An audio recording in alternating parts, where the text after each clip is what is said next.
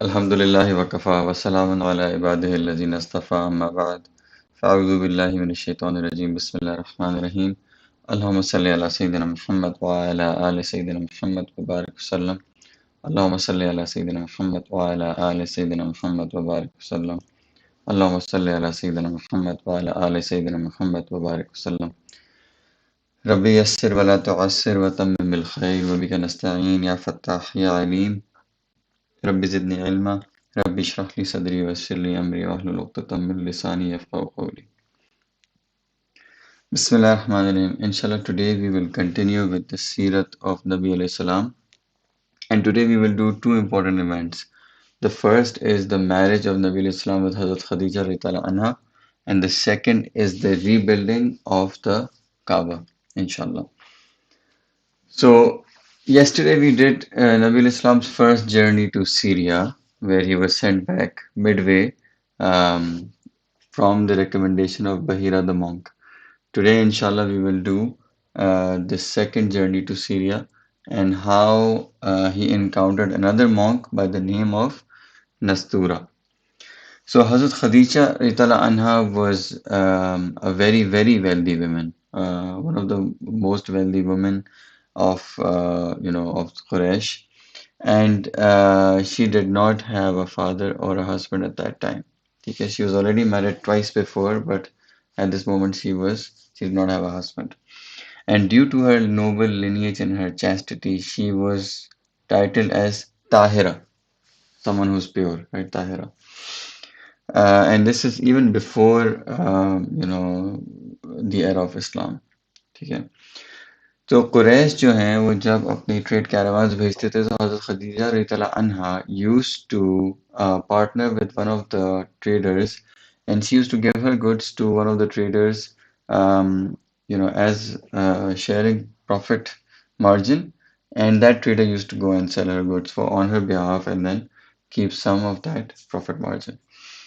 And she was so rich कि उनकी जो trade थी, her products, her goods were equal to all of the goods of the other Quraysh combined. So she was extremely rich, right? You can understand how rich she was. Quraysh was no small tribe, right? So when Nabi Islam turned 25, right, and by that time he was known to be a Sadiq al-Amin, and he was, known to be a very good tajir.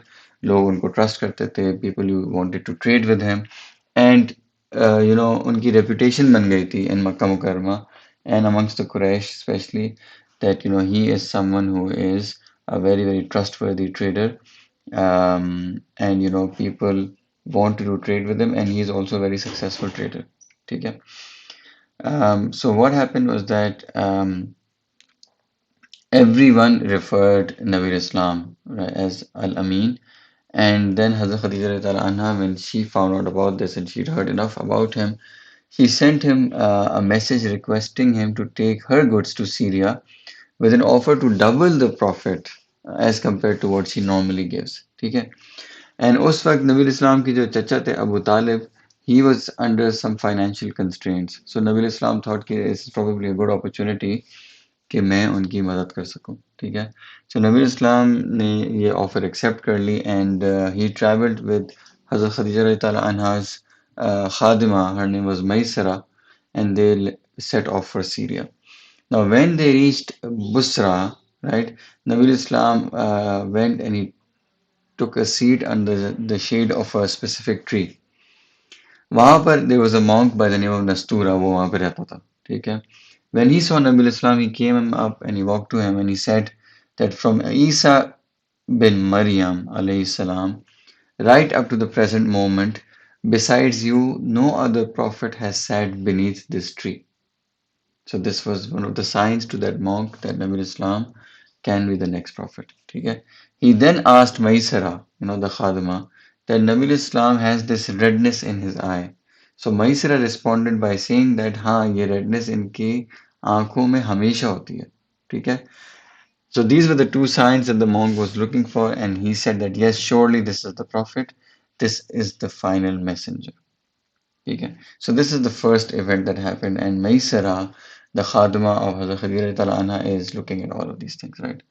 Next, Nabi Islam, while he was trading on that journey, um, he came across a person who asked Nabi Islam to swear an oath on the idols of Lat and Uzza.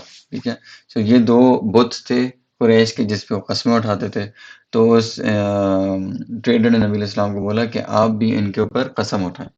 So Nabi Islam said that I have never taken an oath on Lat and Uzza. In fact, even if I perchance come across these idols, I try to avoid them altogether. Seeing this, that Nabi Islam is not going to move away from his position, the man said that, yeah, definitely you are right, and hence you are known to be a Sadiq al-Amin. And then the man said that by Allah, this is a man whose description and attributes our ulama find inscribed in their religious manuscripts. So Nabi Islam was actually, um, he was in his practice, he was checking all the marks of the people that he is someone different. He is someone who does not give up, his values for even a trade or for a worldly benefit. अगर उनकी कोई values थी, right, he used to stick to them even before he was granted नबूवत. ठीक है. Then the third event that Maisara witnessed was that she said that in the severity of the heat, I would see two angels offering shade to Nabi Islam. ठीक है? And as Nabi Islam was returning from Syria to Makkah Mukarramah, there were two angels who were shading him because the sun was very hot. And Hazrat Khadija Ta'ala Anha was sitting, on the first floor of her house, on the upper floors of her house, and she saw this. When she saw this, she summoned the women around her and she was like, "Ye dekhen, ye kya ho raha hai?" So all of them were very surprised by looking at this. So Nabi Islam came back and gave her the goods, and he made a huge amount of profit, right? Even much more than he had you know agreed with Hazrat Khadija radiallahu anha, and she had never made this much amount of profit, and she also gave Nabi Islam a lot of money, even more than she had agreed to give him, because it was a very, very good trade. Then, she called Maisra and she asked Maisra, her khadama, about a detailed account of the whole trip. And Maisra told Hazrat Khadija radiallahu anha that ये चीजें हुई थी, there were these events that happened. She told her about the monk, she told her about his trade, she told her about his attributes, etc., etc. And definitely Hazrat Khadija Radiallahu Anha was more than impressed. After listening to this, she went to Warqa bin Nawfal, right? Warqa bin Nawfal was also someone who was very well, versed in the scripture. और उन्होंने जाके ये सारी signs of prophethood बताई वर्का बिन Naufal को कि पहले ये हुआ फिर बाद में ये हुआ etc. Warqa bin Nawfal said that Khatija, if these incidents are true, then most certainly Muhammad sallallahu alaihi wasallam is the prophet of this ummah. I am well aware that this ummah is patiently waiting to be graced by a prophet whose advent is imminent.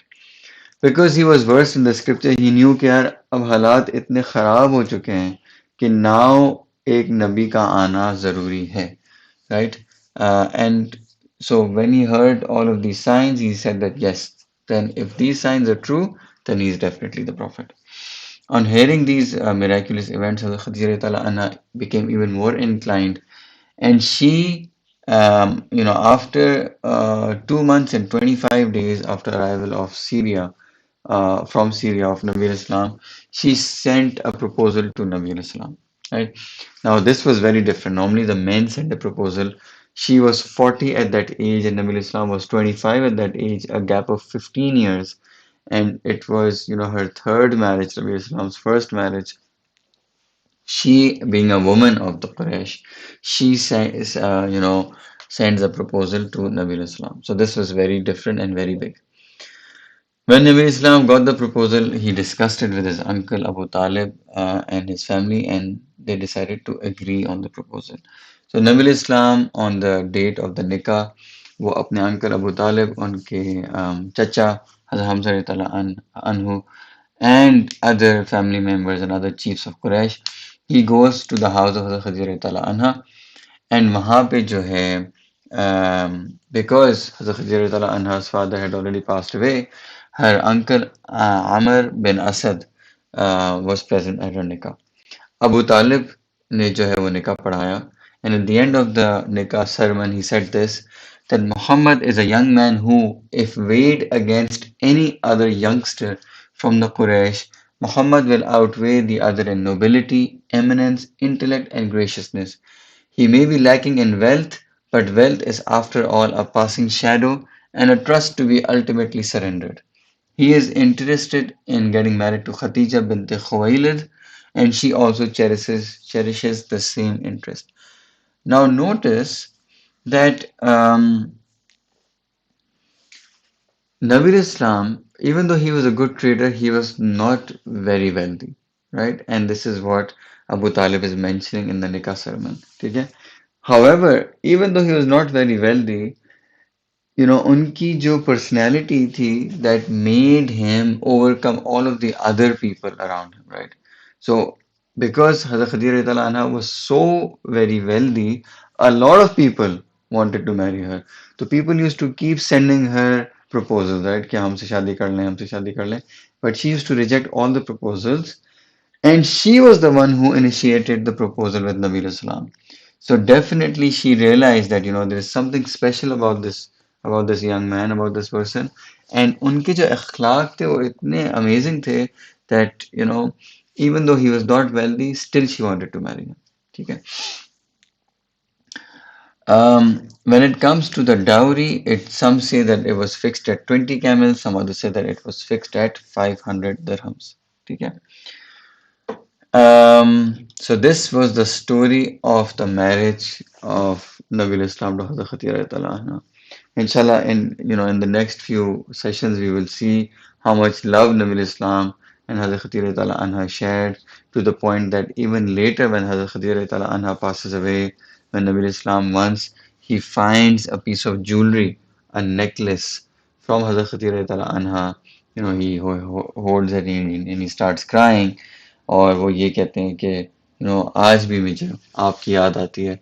And हज़रत आयशा ताला अन्हा asks Nabi Islam at that time कि आप क्यों रो रहे हैं, and he tells हर कि ये मुझे हज़रत खदीजा ताला अन्हा की याद दिला रहे हैं, right?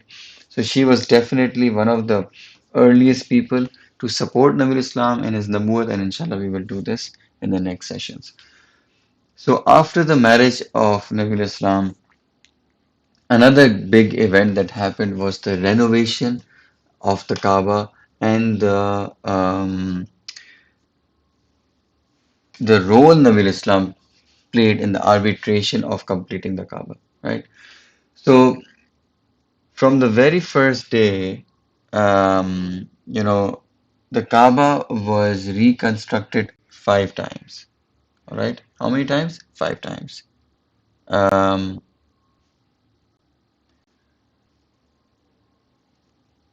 the first time it was constructed by Hazrat Adam alayhi salam. All right. And that was, of course, when Allah subhanahu wa ta'ala sent Hazrat Jibreel alayhi salam to tell Hazrat Adam alayhi salam कि ये markings हैं और यहाँ पे आप काबे की foundation जो है वो डालें. ठीक है? So he made the Kaaba himself, and then he was instructed to do tawaf around it. Allah subhanahu wa ta'ala told him that you are the first man, and this is the first house erected for the devotion of Allah subhanahu wa ta'ala. Then at the time of Noah alayhi salam, when the flood came all over the world, then there was no sign of the Kaaba left behind. Then Allah subhanahu wa ta'ala told Hazrat Ibrahim alayhi salam to reconstruct the Kaaba. उस वक्त भी foundations की कोई sign नहीं थी. Hazrat Jibreel alayhi salam came and he retraced the markings of the original foundation, and subsequently Hazrat Ibrahim alayhi salam with his son Hazrat Ismail alayhi salam began reconstructing the Kaaba. Okay? Then on the third occasion was at this time of Nabi Islam, at the time of Quraysh. क्योंकि हुआ ये था that the Kaaba underwent reconstruction because Hazrat Ibrahim alayhi salam ने जो दीवारें बनाई थी, they were not very high. They were just a little bit higher than the height of the average man, and it did not have a roof. So होता ये था, the rainwater used to get inside the Kaaba, and it started damaging the Kaaba walls quite a bit. And the Kaaba's जो structure था वो काफी weak हो चुका था. So the Quraysh decided that now it's time to rebuild the Kaaba. ठीक है? And it was on low-lying ground, जिसकी वजह से काफी ज्यादा पानी उधर जमा हो जाता था. ठीक है? Now, what happens is that they unanimously agreed to demolish it. However, one of the relatives of Nabi Islam, Abu Wahab bin Amr Makhzumi, he came and he told all the Quraysh leaders that we need to make sure that we only use only pure halal earnings in the building of the Kaaba. So we cannot use any money that we got from bribery, from usury, interest, from raiding caravans, from stealing, right? Or from any other haram means. Okay? So even at that time, they had a concept of halal and haram. और वैसे तो हर चीज mix होती थी लेकिन जब when it came to building the Kaaba they were very clear that we only want to use halal sources to build the Kaaba. ठीक है? And there was also income derived from adultery at that time, right? So then what happens is that then it became a problem because the leaders of the Quraysh then had to go back, had to sort their wealth out, and because there was so much wealth from haram incomes that उनके पास बहुत ज़्यादा पैसे नहीं थे, and we will see how what happens at the end of that. All right. Then what happened was that each side of the Kaaba was given to a different clan of Quraysh to be built so that all of them can contribute towards the building of the Kaaba और कोई लड़ाई ना हो. ठीक है. So जो बाब Kaaba था that was given to Banu Abdul Manaf and Banu Zuhra, और जो हजर अस्वद और रुकन यमानी के बीच वाला part that was given to Banu Makhzum and other Qurayshi clans. The rear of the structure was allocated to Banu Jamh and Banu Sakham, और हतीम का section was given over to Banu Abduddar bin Qusay and Banu Saad. ठीक है? Then during the course of the restoration, Quraysh को पता चला कि भाई close to Jeddah, close to the port of Jeddah, there is a merchant ship that has wrecked. ठीक है? So Walid bin Mughira went off and he got some timber from there. ठीक है? From the ruined vessel for the roof of the Kaaba, and he also got a Roman carpenter, ठीक है, by the name of Baqum, who would help them in the reconstruction. ठीक है? Now, when it came to for the time of the demolition, no one wanted to demolish the Kaaba because obviously it was a sacred house, Baitullah tha, and they were like, "Hey, हम लोग तो नहीं इसको तोड़ सकते." So Walid bin Mughira said that he made dua to Allah, "Oh Allah, our intentions are nothing but good." And with this, he took the tools and he struck the Kaaba the first time, and he started breaking the Kaaba. ठीक है? From the Hajar Aswad and Rukn Yamani. ठीक है? Now no one touched the Kaaba at that time, and what they decided was कि हम एक दिन का इंतजार करेंगे. अगर वलीद बिन मुगैरा को कुछ नहीं होता, ठीक है, and he comes and there's no afat that comes on him, right? There's no calamity that comes on him, then we will help him the next day in the demolition of the Kaaba. The next day he came back, Sahih Salim, walking, right, and with his tools. So they said, okay, now we can start. So then they all started demolishing the Kaaba, and they completely demolished it to the ground. Um, However, once they reached the foundation of Hazrat Ibrahim alayhi salam, and they hit it once, there was a huge explosion that rocked the city of Makkah, and then they stopped digging because they realized that they cannot dig any further down. These are the real foundations. ठीक है? And then उन्हीं foundations में उन्होंने काबा बनाना शुरू कर दिया. ठीक है? अब काबा तो बनाना उन्होंने शुरू कर दिया, and they built the Kaaba with their respective areas that were divided amongst them, right? So that was fine. However, when it came the time to put Hajr Aswad back, which was the black stone, उनमें लड़ाइयाँ शुरू हो गई. ठीक है, कि हम करेंगे नहीं, हम ये क्लैन करेगा नहीं, ये क्लैन करेगा, no, we are better than you, etc., etc. And the same classical fights that always used to happen, they started again, to the extent that जंग होना शुरू होने वाली थी, right? They pulled out their swords, they were going to start killing each other. And many days passed arguing and trying to resort to a solution, लेकिन solution नहीं आ पा रहा था उनके पास. ठीक है? Right? At this time, Abu Umayyah bin Mughira Makhzumi, who was one of the eldest of the members of Quraysh, he said that, okay, let's do one thing. let's stop fighting. The first person who enters the doors of the haram the next morning, all of us will agree that that person will put the Hajar Aswad. Okay? So the next morning they were waiting, and the first person to enter, by Taqdeer, was Nabi al-Islam. So they see Nabi al-Islam walk in Haram, and all of them, when they saw him, they had a sigh of relief, and they were like, yes, this is the perfect person to put Hajar Aswad. Now imagine that Nabi al-Islam at this time is still young, right? Um, he was 35, the age of 35 at this time. But by this time, he had earned so much trust that all of them said, this is Muhammad, the trustworthy. We are extremely pleased with him as an arbiter. This is, after all, Muhammad, the trustworthy. His reputation was so strong as Sadiq al-Amin that not even a single person, let alone a whole clan, was against him putting Hajar Aswad. This is what happened to you know his personality, and this is the the benchmark he set, in terms of akhlaq at that time. So then Nabi Islam was more than happy to do it. So what he did was, Nabi Islam ki bhi hikmat, ala darje ki thi.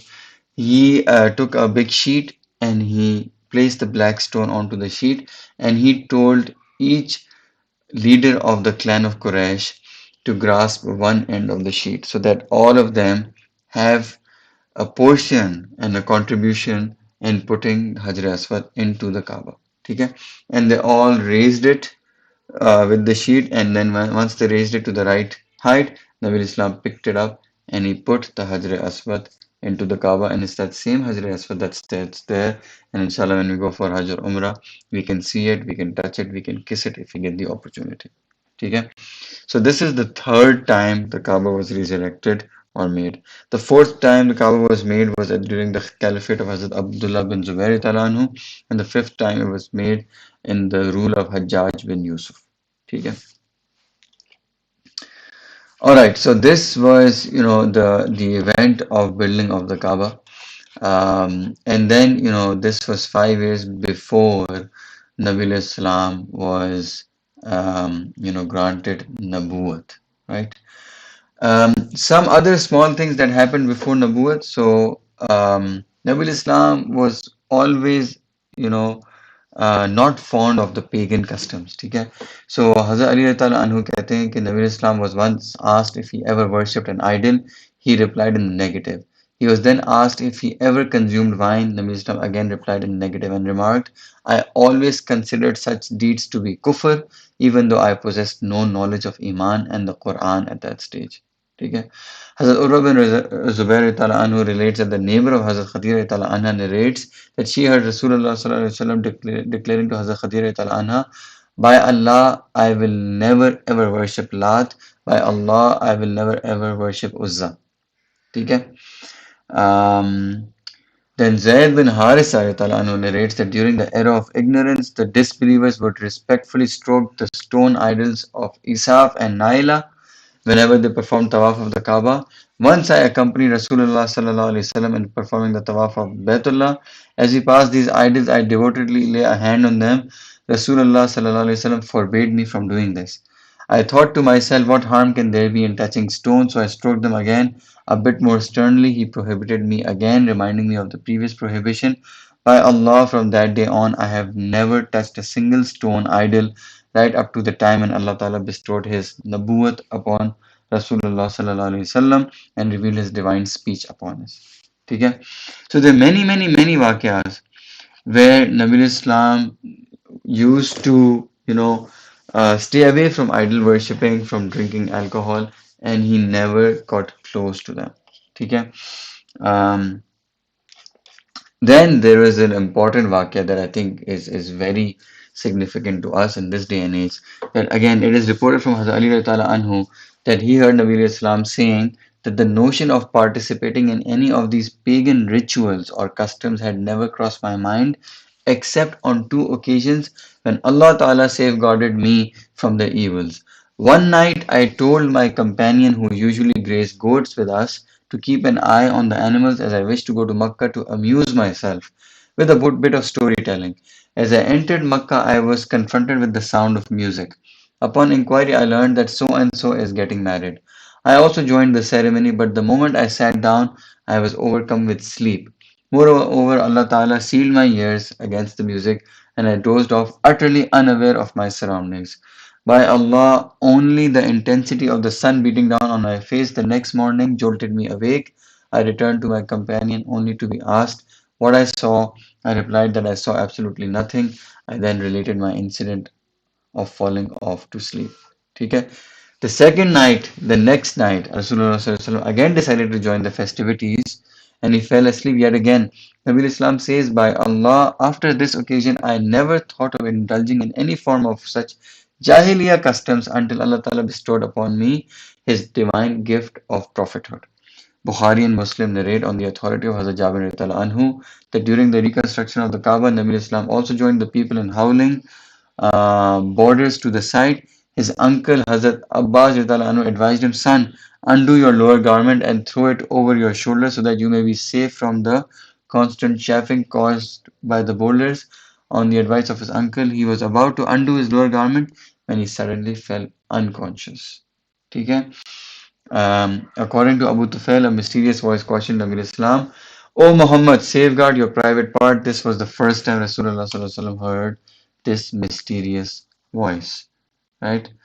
Um, so there are many, many such incidents where, Nabi Islam was protected by Allah subhanahu wa ta'ala, right? From going to, twice from going to events, which had music or which had, some pagan customs, which were later on deemed to be haram, right? Not at this moment, but later on. And from for example, जब काबा की construction हो रही थी, so people took off their garments, their lower garments, ताकि to prevent them from injury. But when he was going to do it, Allah subhanahu wa ta'ala made him fall unconscious, and a voice told him not to take it off. So Nabi Islam was always protected by Allah subhanahu wa ta'ala, even before the time of his nubuwwat.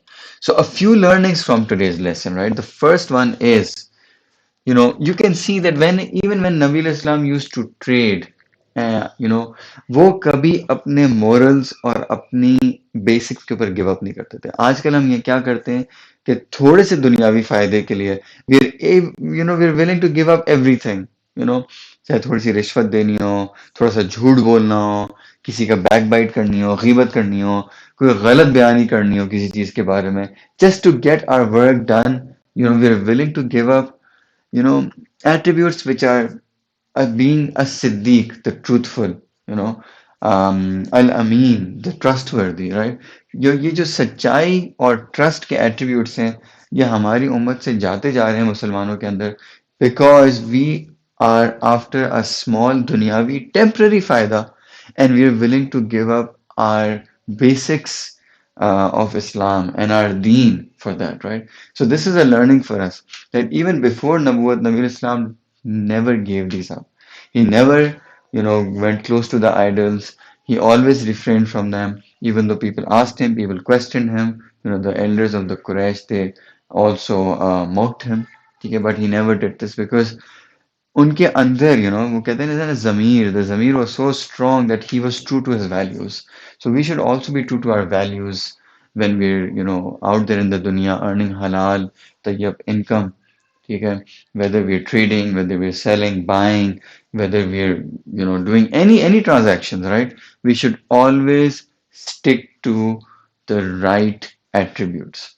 ठीक है? Even when we're negotiating, right? कभी कभार हम ऐसे negotiate करते हैं कि, but we want to make a hole in the ground and cut the price when we are buying, and when we are selling we want to sell it at such a high price कि कोई खरीदना ही नहीं चाहता, right? So we need to be realistic there as well, right? और दूसरे का भी ख्याल करना चाहिए, because at the end of the day it's temporary worldly gain, but it will only have barakah if you do it with the right attributes and demeanor. Okay? So this is the first big learning, at least that I found out from these events. Okay? The other is that a person who has good akhlaq also finds a good spouse. You can see that, right? So Hazrat Khadija anha, she proposed to Nabi Islam. rather than being the other way around, that the man was proposing the woman. तो आजकल जो नौजवान हैं वो भागते हैं रिश्तों के लिए, ठीक है, लेकिन जिसकी पर्सनैलिटी अच्छी होगी, ठीक है, जिसके एट्रीब्यूट्स अच्छे होंगे, जिसका क्या कहते हैं रेपुटेशन अच्छी होगी फैमिली के अंदर, दोस्तों के अंदर, नेबरहुड के अंदर, ठीक है, they will automatically inshallah get a good spouse, right? So work on your character, right? That's the bottom line, right? Work on your character. Inshallah, you will get a good spouse if you're not married. If you are already married, it will help your relationship with your spouse. It will help you, bring up your children. और ये एक ऐसी चीज है कि ये किसी भी स्टेज ऑफ लाइफ में आपको जरूरी चाहिए चाहिए ही होती है, right? You can not live without these दीनी characteristics of being truthful, of being a sadiq al-amin, of being true to your values. So don't give up your values for a small gain, right? Here and there. So Allah subhanahu wa ta'ala inshallah will reward you wherever wherever there is an opportunity, right? The other thing is, for people living in non-Muslim countries, right, this is also important, right? We need to again be true to our values while respecting the religion of other people, right? So if you're living in countries where people are celebrating Christmas, Easter, Halloween, and other, Diwali, etc., etc., both different, some religious activities, some cultural activities. You need to know as a Muslim कि आपके क्या rights हैं, ठीक है? What you should be doing. You should consult ulama in that aspect. You should respect their festivities and their practices, but you should also stay away from them because it is against the deen of Islam to be indulging in such activities because these are not Islamic activities, right? And sometimes it can be very, very difficult to stay away from them because of the community or the country you're living in because you are a minority and you're overcrowded. But again, this is a test of faith and character, and it's also a test of akhlaq. If you are good to your Christian neighbor all year round, right? And I heard an alim say this, that if you're sending them gifts all year round and on Eid, if you don't send them a gift on Christmas, they will not mind. And maybe you can even explain it to them अगर आपकी understanding उससे अच्छी हो, right? But again, it comes down to you, how strong and faith you are, and how strong to your morals you are. So don't give up your basics just to please someone, right? Because what will you do? The first thing is you'll give a gift. The second is you will go and attend the event. The third is your children are going to go. And the fourth thing that's going to happen is that it's going to become an annual custom. Every year, Halloween will come, Easter will come, Christmas will come, Diwali will come, etc., etc., etc. So while you should keep your space and respect them doing their own thing, आपको अपना ground पता होना चाहिए so that you can take the right decisions. You don't have to be rude to anyone. You don't have to confront anyone, but you have to smartly just stay away from it. Very smartly. All right. While, and you should not, you know, put anyone in a bad position or yourself in a tricky position, right? तो इसमें बहुत हिकमत चाहिए होती है, इसीलिए you should speak to the local ulama about this guidance, but we should always stick to our own rituals. और अगर हम लोग non-Muslim countries में रह रहे हैं, so we should overly celebrate Eid. What I mean by overly celebrate Eid is that give gifts to your neighbors in Eid, right? Your non-Muslim neighbors or friends, etc. जो भी हैं आपके, अपने बच्चों को ईद पे इतना enjoy करवाएं that they feel that this is the day, right, for celebration. Because Allah subhanahu wa ta'ala ने दो ईदें हमें इसलिए साल में दी हैं ताकि हम उसको celebrate करें, right?